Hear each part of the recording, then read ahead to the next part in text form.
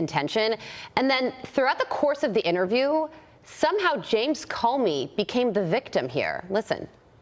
It's hard. It gets easier the more times you do it. Unfortunately, I have experience. When you're being targeted, there's a tendency to see the boogeyman under every bed that you sit on. You can't give them that space in your head because in some contexts, that's their goal, is to freak you out. These people are not good enough for you to be freaked out about.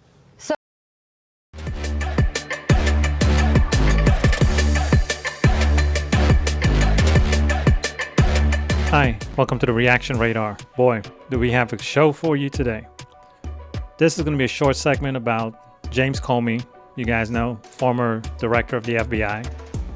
It's ironic that he went radio silent for so long and he's writing a book now and all of a sudden he becomes a controversial topic. What other way to promote a book, right? However, I have a few questions, right? How does the former director of the FBI not know if something is important? For those of you that are not aware of the situation, Comey claims he found shells on the beach and he took a picture and posted it to social media. So my question is this: why didn't anyone else report them? Where are they? Where are the witnesses? But with any further ado, jump into this segment here and check this out. Joe, James Comey was on MSNBC yesterday to explain his Instagram post where he called to 8647, a post that many interpreted it as a call to violence against President Trump. He said that that wasn't his intention. And then throughout the course of the interview, somehow James Comey became the victim here. Listen. What is it like to be under investigation, and how do people withstand that if that is indeed what's being ushered in? It's hard. It gets easier the more times you do it. Unfortunately, I have experience. When you're being targeted, there's a tendency to see the boogeyman under every bed that you sit on. You can't give them that space in your head because in some contexts, that's their goal, is to freak you out. These people are not good enough for you to be freaked out about. So the guy who is calling to 86, the sitting president, somehow tries to wind up being the sympathetic figure here. Is that how you see this?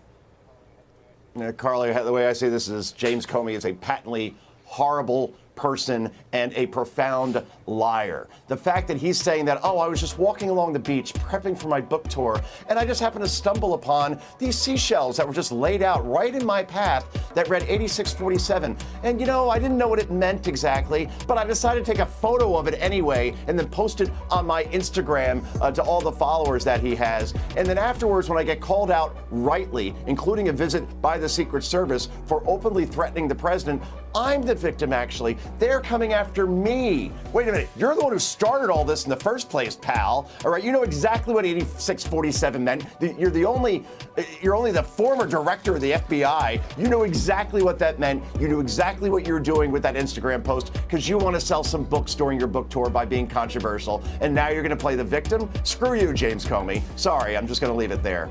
It feels like he thinks he's smarter than us and better than us. It's your ball in your court now, Kash Patel and Pam Bondi. Let's see what happens. Yeah, there it is, you see. And that's what it is. I like to tell my listeners, I like to inform them that you have to be sharp and engaged, right? You can't have someone just throw something over you and be like, oh my God. You have to remember, in a political world and in a political situation like right now, you have to ask yourself, why are certain things being put out the way they're being put out and like right now? Right? But some questions that you should ask yourself. And again, like I always say, don't take my word for it. Formulate your own opinion. But here's the question that, you have to think beyond, because nobody else is asking these questions. What happened to those shells? Did Mr. Comey report them to the appropriate authority? After he took these pictures, what became with them? Did somebody collect them? Were there no one else on the beach that went by that saw them, took other pictures or anything? Right? Again, being that he was the former FBI director, I'm sure he has contacts, policies, and procedures he remembered from his prior job, right? Did he notify the appropriate authorities on this? Or was this just another mystery that was swept under the rug in order to promote this book selling event? Those are the questions that you, my viewers, have to answer. But as usual, thank you for joining me tonight.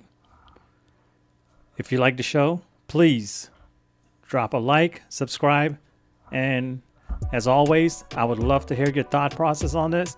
So please do drop me a comment. And until we meet again, stay informed and engage. Have a good one.